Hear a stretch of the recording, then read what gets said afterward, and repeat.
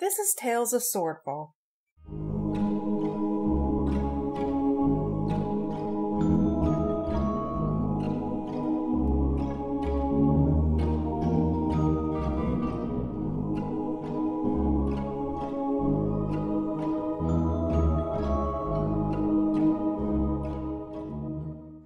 Episode 33, Dream House.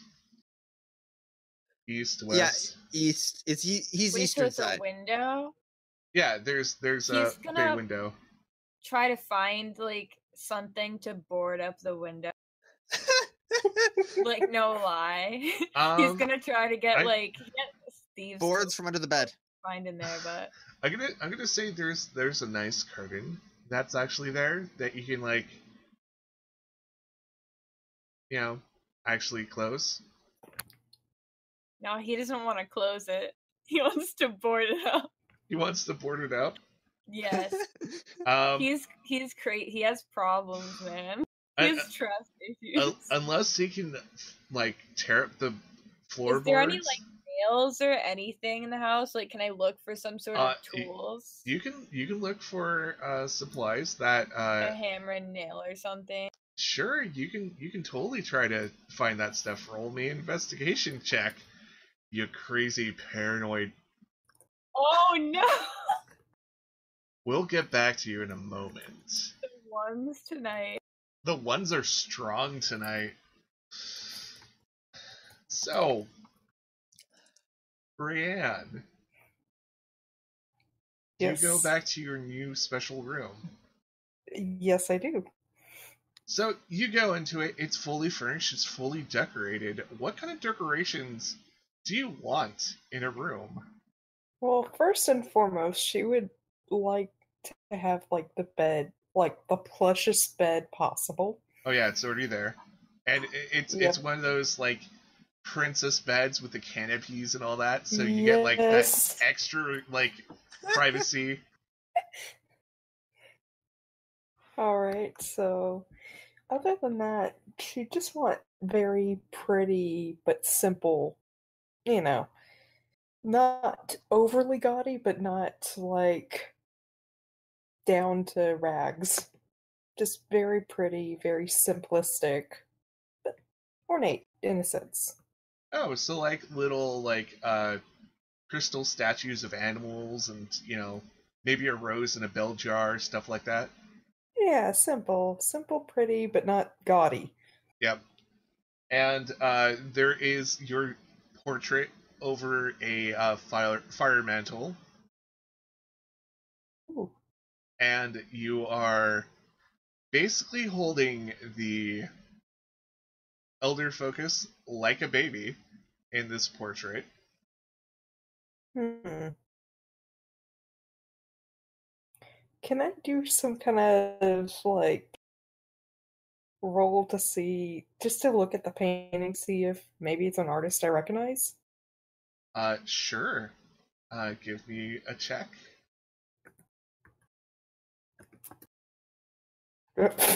Nope.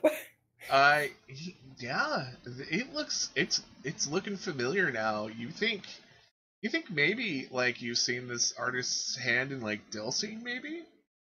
When you were a child?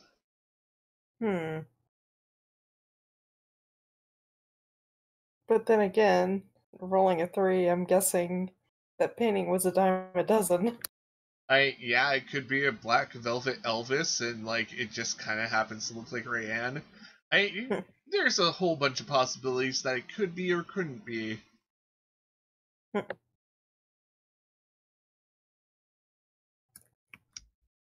Okay, so if there's a wash basin nearby or something, I think Rayanne would first off before she headed to bed, wash off a bit because this is her room. She's taking pride in this a little. Yeah, actually you look behind a curtain and there's something you've only heard tales about. It's called a bathtub. Oh my gosh. And the oddest thing is, the water comes out of some spigot that you have no idea where the water comes from. Ryan's taking a bath. Yeah, and there's just like all these things to just make you happy in this room. Perfect. Yep, perfect. Very perfect. Almost too perfect, huh? No, not at all. So, Nilkis, what are you up to other than like we're gonna get to your search for nails and hammers and things to board up your windows. But first, do you have any other business before we get into that shenanigans? He's going to, I guess, probably hear the bath going and just sort of slip gold coins underneath her door, assuming she knows what it's for, and just sort of like leaves it. Yeah, you don't hear the bath going, like, you don't hear anything that's going in any of the rooms, but you still slip the gold coins underneath? Yeah, if he knocks and nobody answers, then he's just gonna, like, slip the coins under. And anything else before you, end up... He's going to pass Alonzo's room, and he's going to slip a note under the door. Okay, cool. You're just all about slipping stuff under doors, aren't you? No, it's just his thing now. Why talk to people face to face? I mean, that's crazy. Yeah, you gotta use that yay old texting technique. Any other slipping things under people's doors, or is that like it? I think that's about it. Yeah, he's just gonna try to look for something that's probably bad to try to board up his window. Okay, so you start your search. There's nothing on the main levels. You can't get into Norik's room now, because it's fully locked, and he might be sleeping. And so you start searching around. You go to the main floor. You don't really find anything there. I mean, you might be able to use a meat tenderizer that you saw, but there's still no nails.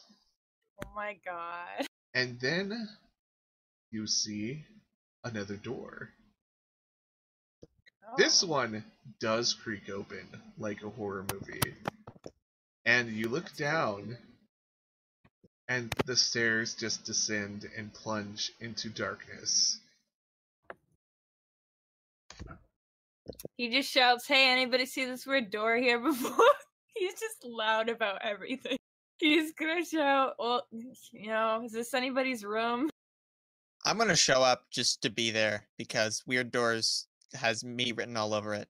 Hey, new best friend, what's going on? He sort of like wraps his arm around him. And also, Lonzo, you did just get a note from Nilkis to meet up, so it would make perfect sense that you're right here, right now, in front of this creepy door that goes down, down, down into the darkness. He's gonna kind of disentangle himself from Nilkis as he tries to put his arm around him and be like, mentor. The term is mentor. The hell is that? A mentor, Nilkis, is someone who can steer you on the path of life because he has walked it before. Yeah, okay, cool, let's go. He just like charges on ahead. So I'm gonna follow.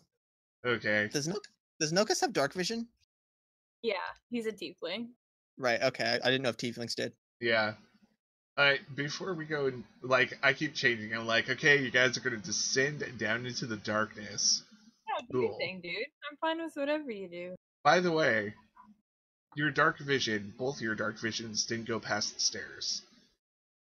Ooh, dang. I'm gonna light a candle. Alright.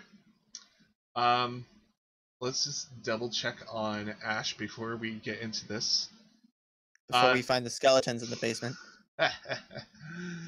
Ash, you're back in your room? Are you, just going down for the night? Yeah, Ash, after he used Detect Magic and confirmed that the room wasn't dangerous, he was like, alright, I am ready for bed. So he went and crashed for the night, yeah. Alright, I'm gonna have you give me a wisdom saving throw, and then we'll get back to you. Alright. 16? 16. I will take a note of that. In the most literal way. Nice. And we'll get back to you and your pleasant dreams. So, Ryan, Yes. you're taking a bath. Yep. It's super relaxing. Mm-hmm. And give me a wisdom saving throw. Okay. 1 second here. See if I can. Boop. I will take note of your very low roll. I'm So not rolling well today. you are not rolling well today, Ryan. So how relaxed does Ryan allow herself to get while she's in the bathtub? I mean, she's trying to relax, but at the same time, this is something odd and very just foreign to her. Okay. She's like, oh my gosh, it's like a pail, but it's all around me. And it's I can warm. fit in it. It comes out warm, which is so weird. Mm-hmm. And Where does it come from? it's clean and it's see-through. It's it's magic. Hmm. So are you're like kind of on alert right now? Just more, I would say in awe, but it's more like, well, I guess more alert because she doesn't understand this. Mm-hmm. And you feel yourself getting sleepy. Hmm. Like super sleepy. Do you leave the tub before you fall asleep? Yes, she leaves the tub, gets she puts her cloaks on, I'm guessing whatever coat rack she has or something, Okay, yeah. and just goes to bed. Alright, and you sink down, like literally sink down into this cushy bed. Hmm. And it's nice, and it's warm, and you get that primal womb feeling that's just so nice to be in. Oh. That sounds a little disgusting when you actually say it out loud, but No, that's good. I get what you mean. yeah. Uber comforting. Uber, like you are just surrounded in comfort. You are just in that comfortable, like, just almost. I was gonna say squeeze, but it's like a closeness that's just, yeah, it's comfort. Talking about things that may not be comfortable, Alonzo, Nilkus, you are descending the stairs into darkness. You notice that both your dark visions aren't quite working the way they should. And Alonzo, you said you took out a candle? Yeah, I lit a candle. Awesome. Can we still see the path back though? Uh you can see the tiny dot of light that was, well, did you keep the door open at the top of the stairs? Yeah. Yeah, we left it open. Okay, you can see the tiny dot of light that is the top of the stairs. Lonzo's gonna look over at Nilkus and just smile, kind of grin a little, and say, "Go, ooh, spooky." Yeah, whatever. Let's just go. Unless you want to go back. Are you scared or something? I was going to ask you, are you scared of the dark, Nilkus? Ah, hell no. And he just like, He just trots kind of laughs along. at you a little bit because he's not very nice. Oh, that's fine. So you start descending into this darkness, and you finally hit the ground. There's a basement, and there's a lot of stuff down here. Give me perception checks. I was about to say I would like to go through the stuff. Alonzo, you notice that there are several workbenches down here, and there are some tools. Oh, Nilkus, there is there is definitely hammers down here. Oh, he grabs like any hammers and nails and like any like wood that he can like take up with. Are we going to build a tree house? Yeah, I guess. He rolls his eyes. Alonso rolls. I like to imagine Alonso rolls his back, and I'd like to think we kind of get into like an eye rolling competition for a minute. Oh my god. 5 minutes later. Alonso kind of shakes himself out of it and tries to act aloof. So while we're here, what's your plan actually with this whole situation in our group? Plan? Who says I have a plan? Oh, come on, dummy. You seem fond of calling people names. Do you have any for yourself? Nope. He just like blankly answered. You don't know who you are, do you, Nilkus? I am a tiefling. What else do I need to know? That doesn't actually mean anything, you know. That's just your shape. That's not who you are.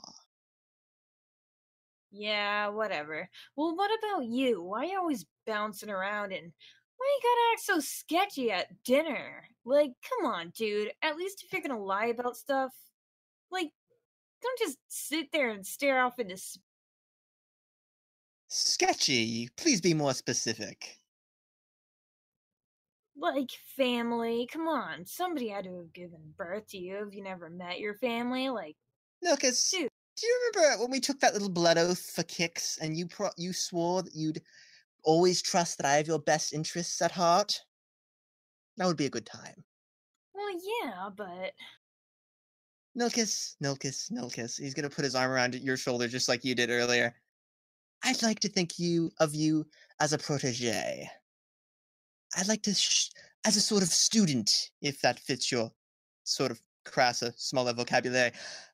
I have seen much of the world, and you know, I think you are a highly useful young man who could accomplish a lot were you only given the opportunities and the proper direction. yeah.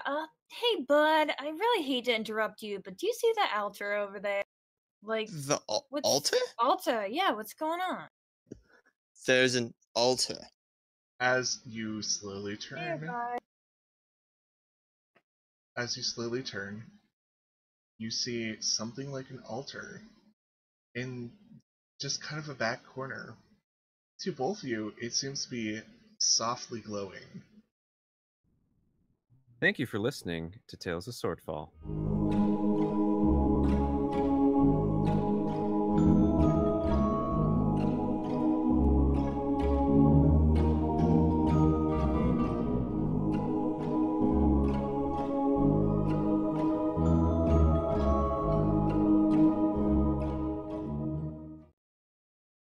Please consider listening to these podcasts. So gather your muskets, gather your spears, we'll plunder the shores of Calcinear. Come all ye sailors and scallywags, and join the crew of Flintlocks and Fireballs, a D&D podcast following a band of privateers sailing the seas of Napoleonic Calcinia. Catch us at flintlocksandfireballs.com every Tuesday at 7 p.m. GMT, or on Podbean, iTunes, YouTube, and more. You can also follow us on Facebook at Flintlocks and Fireballs, or Twitter on @FlintlocksDND. Fair seas and natural 20s. No kraken, storm, or spell we fear, so come and sail with us, my dear. Please like, share, comment, and subscribe.